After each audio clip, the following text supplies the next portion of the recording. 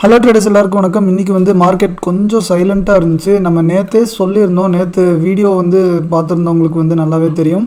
So நாளைக்கு வந்து கண்டிப்பாக பெருசாக விழுறதுக்கெலாம் சான்ஸ் இல்லை அப்படிங்கிற மாதிரி சொல்லியிருந்தேன். ஏன்னா ஆல்ரெடி 2-3 நாள் வந்து பயங்கரமாக விழுந்துருந்துச்சு. ஸோ கண்டிப்பாக திருப்பி ஒரு ரெஸ்ட் எடுத்துகிட்டு தான் திருப்பி வந்து அடிப்பாங்க.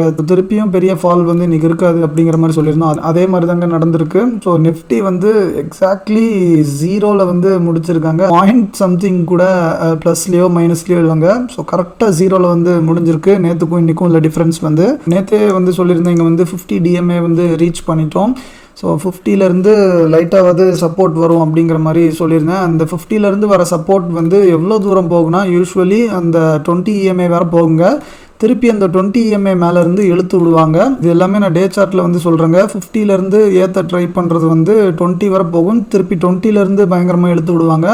ஸோ இந்த பிஹேவியர் வந்து நிறைய டைம் வந்து பார்த்துருக்கேன். இஎம்ஐஸ்லாம் பயங்கர யூஸ்ஃபுல்லாக இருக்கும். ஸோ ஆனால் அதெல்லாம் நீங்கள் எல்லா இடத்துலையும் நம்பக்கூடாதுங்க. ஸோ அது வந்து எந்த இடத்துல நம்பலாம், எந்த இடத்துல அதெல்லாம் இக்னோர் பண்ணணும் அப்படின்லாம் உங்களுக்கு தெரியறதுக்கு வந்து நீங்கள் இது அட்லீஸ்ட் 1 or 2 years வந்து ரெகுலராக மானிட்டர் பண்ணிகிட்டு இருக்கணும் எல்லா டைம் ஃப்ரேம்லேயும். ஸோ மற்றபடி இதை மட்டும் வச்சுலாம் நம்ம வந்து டெசிஷன்ஸ்லாம் எடுக்கவே முடியாது. ஆனால் நிறைய இடத்துல வந்து இது வந்து டெசிஷன் எடுக்கிறதுக்கு ரொம்ப யூஸ்ஃபுல்லாக இருக்கும். ஸோ அதுக்கு வந்து நீங்கள் இதை வந்து ரெகுலராக மானிட்டர் பண்ணிகிட்டே வரணுங்க. ஸோ அப்போ தாங்க உங்களுக்கு வந்து புரியும் இதை எப்படி எஃபெக்டிவாக யூஸ் பண்ணலான்னு.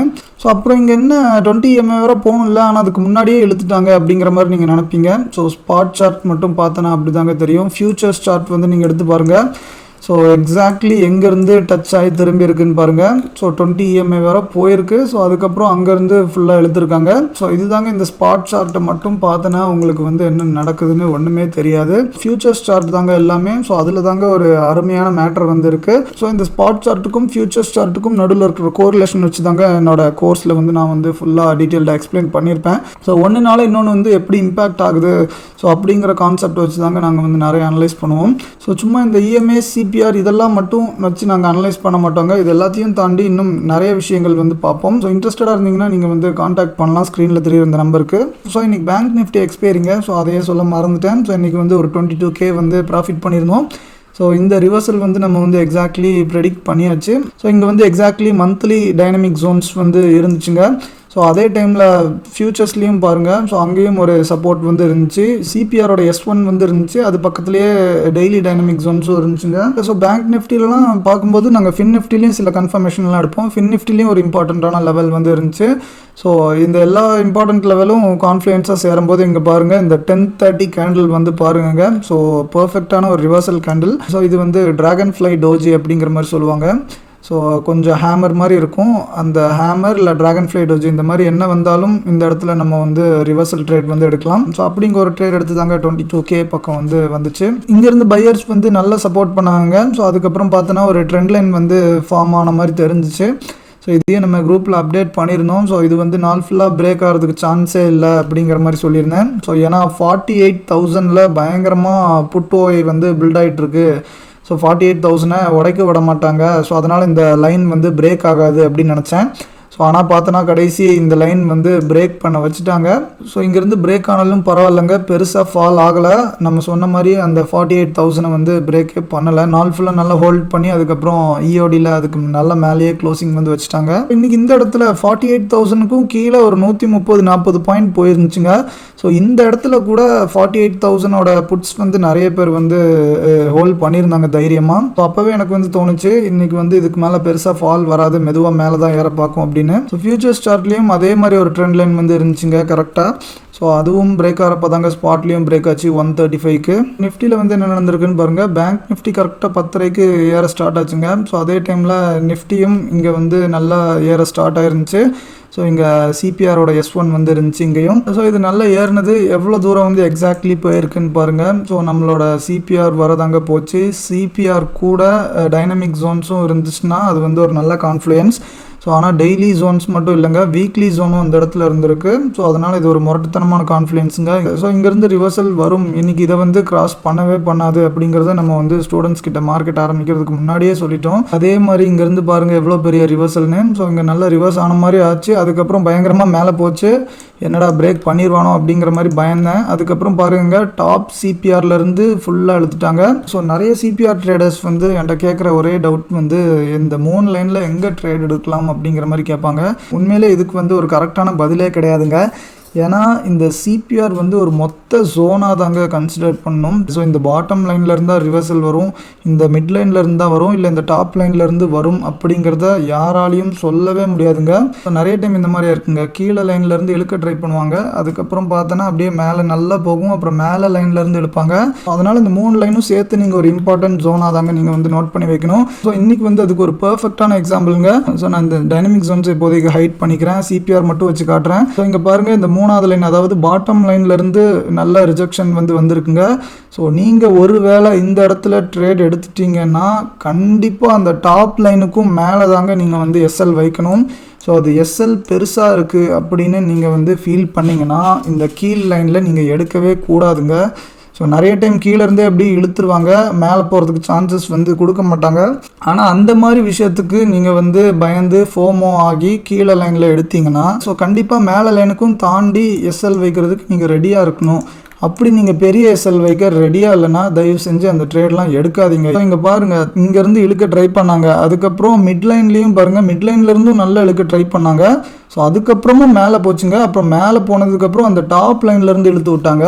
ஸோ இந்த மொத்த ஜோன்லேயும் அந்த செல்லர்ஸ்லாம் பயங்கர ஆக்டிவாக வெயிட் பண்ணிகிட்டு இருப்பாங்க. ஸோ அவன் ஒரு 10,000 ஆர்டர் போடணும்னு நினச்சிருக்கான்னு வைங்களேன், இங்கே ஒரு 3000 ஆர்டர் தாங்க போடுவான். அதுக்கப்புறம் மார்க்கெட் ஏறுச்சுன்னா இங்கே இன்னும் எக்ஸ்ட்ரா இன்னொரு 3000 ஆர்டர் வந்து போடுவாங்க. ஸோ அதுக்கப்புறமும் மார்க்கெட் ஃபால் ஆகலை, இன்னும் மேலே ஏறிச்சுன்னு வைங்களேன், அவனுக்கு சந்தோஷம் தான், இன்னும் ஒரு 4000 ஆர்டர் வந்து அவனுக்கு போடுறதுக்கு ரெடியாக இருக்குது. ஸோ இன்னும் ஹை ப்ரைஸில் போடலாம் அப்படின்னு சொல்லிட்டு இந்த டாப்பில் இருந்து போடுவாங்க. அதனால் நீங்கள் எப்போவுமே நீங்கள் எந்த லைனில் எடுத்தாலும் இந்த டாப் லைனுக்கு மேலே கொஞ்சம் பஃபர் வச்சு தாங்க எஸ்எல் வந்து வைக்கணும். அதுக்கேற்ற மாதிரி நீங்கள் வந்து பொறுமையாக என்ட்ரி எடுத்தால் நல்லது. இல்லை அவசரப்பட்டு ஃபோமால் தான் எடுப்பேன்னா பெரிய எஸ்எல் வந்து வைக்கிறதுக்கு ரெடியாக இருங்க. ஸோ சில நாள்லாம் ரொம்ப பெருசாக இருக்குங்க சிபிஆர். ஸோ அப்போல்லாம் ஒன்றுமே பண்ண முடியாது, எங்களுக்கே நிறைய டைம் வந்து கன்ஃபியூஷன் தான் வரும். ஆனால் ஓரளவுக்கு மேலே பெருசாக இருந்துச்சுன்னா நீங்கள் பையர்ஸ்லாம் தயவு செஞ்சு ட்ரேட் எடுக்காமல் இருக்கிறதே நல்லது. ஏன்னா மொமெண்டம் வந்து ரொம்ப ஸ்லோவாக இருக்கும், நிறைய டைம் வந்து உள்ளே போய் சிக்கிக்கும்.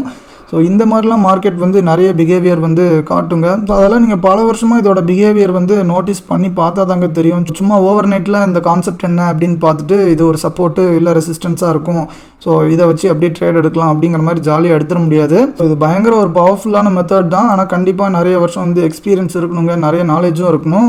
ஸோ ஸ்க்ரீன் டைம் வந்து நீங்கள் நிறைய ஸ்பெண்ட் பண்ணுங்கள். ஸோ அப்போ தாங்க ஒரு பிஹேவியர் வந்து உங்களுக்கு புரிய வரும், மார்க்கெட் வந்து நம்மகிட்ட என்ன சொல்ல ட்ரை பண்ணுது அப்படிங்கிறது உங்களுக்கு தெளிவாகவே புரியும். அதனால தாங்க நிறைய ஸ்க்ரீன் டைம் ஸ்பெண்ட் பண்ணுற ஒரு உருப்படியான ஒரு ட்ரேடர் வந்து கற்றுக்கோங்க அப்படின்னு சொல்கிறேன். சும்மா ட்ரேடே பண்ணாதவங்ககிட்ட நீங்கள் போய் கோர்ஸ் ஜாயின் பண்ணலாம். ஸோ அவனுக்கு வந்து ஒன்றுமே தெரிஞ்சிருக்காது. ஸோ அவனால் அவங்க டவுட்ஸ் எல்லாம் கிளியரே பண்ண முடியாதுங்க சுத்தமாக. இன்னைக்கு நிஃப்டி ஏறினதுக்கு ஒரு முக்கியமான ரீசன் வந்து ரிலையன்ஸ் தாங்க. பேங்க்ஸ் வந்து கொஞ்சம் ஹெல்ப் பண்ணிச்சு, இல்லைன்னு சொல்லலை, ஆனாலும் ரிலையன்ஸ் தாங்க ரொம்ப இம்பார்ட்டண்ட்டான ரீசன். ஸோ நம்ம வந்து இதையும் நேற்று வீடியோவில் சொல்லியிருந்தோம். ஸோ இந்த இடத்துல ரிலையன்ஸுக்கு வந்து ஒரு சப்போர்ட் இருக்குது, இங்கேருந்து கண்டிப்பாக ஏறும் அப்படிங்கிற மாதிரி சொன்னேன். ஸோ கண்டிப்பாக ஏறும் இந்த சென்ஸ், இங்கேருந்து அப்படியே மேலே போயிடாது, ஆனால் கண்டிப்பாக 1 or 2 days அது ரெஸ்ட் வந்து கொடுப்பாங்க. ஏன்னா இது வந்து ஒரு நல்ல சப்போர்ட் ஜோன் தான். ரவுண்ட் நம்பர் வேறு 2800ங்கிறது ஒரு ரவுண்ட் நம்பர். ஸோ இங்கேருந்து சூப்பராக பிரேக் அவுட் ஆகி அதுக்கப்புறம் ரீடெஸ்ட்டும் பண்ணியிருக்கு.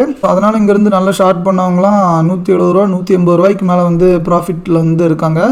ஸோ அவங்களாம் புக் பண்ணதுனால ஒரு டெம்ப்ரவரி பவுன்ஸ் வந்து வரும். ஸோ இது வந்து சஸ்டெயின் ஆகுதா என்ன அப்படின்னு நம்ம வந்து பார்க்கணும். நல்லா ஏற்றி 2% பக்கம் வந்து இருந்துச்சுங்க. அதுக்கப்புறம் ஆஃப்டர்நூன் மேலே தான் நம்ம கான்ஃப்ளூயன்ஸ் ஜோன்லேருந்து நிஃப்டி அடிச்சு அதுக்கப்புறம் 1.2% தான் க்ளோஸ் வந்து வச்சுருக்காங்க. ஸோ திருப்பி ஏறினாலும் ரொம்பலாம் ஏறாதுங்க. இந்த 20-50 EMA ரெண்டுமே சேர்ந்து அப்படியே வருது பாருங்களேன் கீழே நோக்கி, இந்த இடம் வரதாங்க மேக்ஸிமம் போகும். ஸோ அங்கேருந்து அப்புறம் திருப்பி நல்லா தள்ள தான் பார்ப்பாங்க. ஸோ அதையும் கிராஸ் பண்ணிட்டுனா இந்த ட்ரெண்ட் லைன் வர திருப்பி வந்து போகுங்க. அதுக்கப்புறம் இந்த ட்ரெண்ட் லைன் எப்போ உடச்சி போகுதோ அன்றைக்கி தாங்க நிஃப்டி திருப்பி ஆல் டைம் ஹையை வந்து கிராஸ் பண்ணணும்னு நினைக்கிறேன். எஃப்எம்சிஜி செக்டார் வந்து நேற்று பார்த்துருந்தோம், இன்றைக்கும் டீசெண்டாக ஏறி இருக்கு, பரவாயில்ல 1/2% பக்கம் வந்து ஏறி இருக்குங்க. ஸோ என்னோட ஸ்டாக் வந்து 2 இருக்குது, ஐடிசியும் டாடா கன்சியூமர் ப்ராடக்ட்ஸும். டாடா கன்சியூமர் ப்ராடக்ட்ஸ் பரவாயில்ல 1.5% பக்கம் வந்து ஏறி இருக்கு. ஆனால் ஐடிசி வந்து நல்லா ஏறினது வந்து திருப்பியும் ஃபுல்லாக இறக்கிட்டாங்க. 1.5% பக்கம் வந்து ஏறி இருந்துச்சு. அதுக்கப்புறம் இஓடியில் வந்து ஆல்மோஸ்ட் 0 பக்கமே கொண்டு வந்துட்டாங்க. ஒரு 65 காசு தாங்க ஏறி இருக்கு. ஸோ ஆனாலும் பரவாயில்லைங்க, இந்த எஃப்எம்சிஜி சார்ட் வந்து இந்த மந்த்லி ஜோனுக்கு மேலே இன்னைக்கு நல்லா ஸ்ட்ராங்காகவே க்ளோஸ் வந்து வச்சிருச்சு. ஸோ அதனால் ஃபர்தராக இது மேலே போகும்போது ஐடிசியும் எடுத்து கொண்டு போகணும்னு நான் நம்புகிறேன். ஸோ நாளைக்கு நிஃப்டிக்கு வந்து 22,400 ரேஞ்சில் இம்பார்ட்டண்ட்டான ரெசிஸ்டன்ஸ் வந்து இருக்கும், அதாவது 20 DMA வந்து. ஸோ இதெல்லாம் வச்சு நாங்கள் ட்ரேடே பண்ண மாட்டோங்க, இது வந்து ஒரு 0.001% தான்.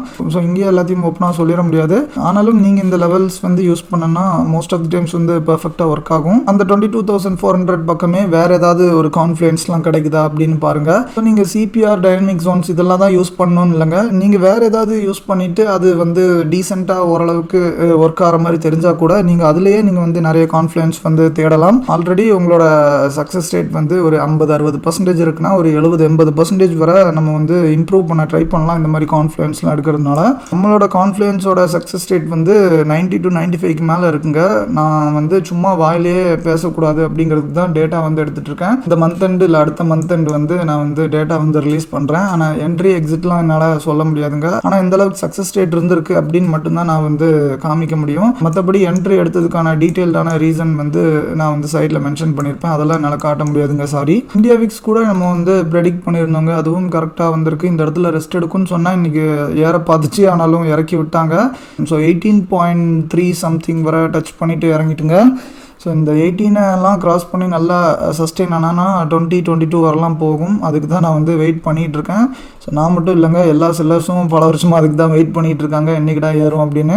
இன்றைக்கி வந்து நிறைய செல்லர்ஸ் வந்து நல்லா பண்ணியிருப்பீங்க நான் நம்புகிறேன்.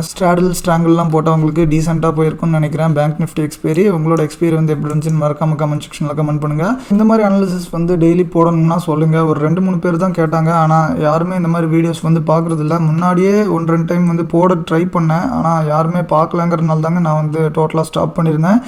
நேற்றும் இந்த வீடியோ வந்து பெருசாக ஒன்றும் போகவே இல்லை. ஸோ யூஸ்வலி என்னோடய வீடியோஸ்க்கெலாம் இப்போ 800 to 1000 வியூஸ்லாம் ஈஸியாக வந்துடுது. ஆனால் நேற்று வந்து 400 to 500லேயே முக்கிட்டு இருக்குங்க. அதனால் இந்த மாதிரி போஸ்ட் மார்க்கெட் அனாலிசிஸ் வீடியோஸ் வந்து போடணுமா வேண்டாமா அப்படிங்கிறது உங்களோட கருத்தை வந்து கமெண்ட் செக்ஷனில் கமெண்ட் பண்ணுங்கள். இன்னொரு நல்ல வீடியோவில் சந்திக்கலாம். நன்றி.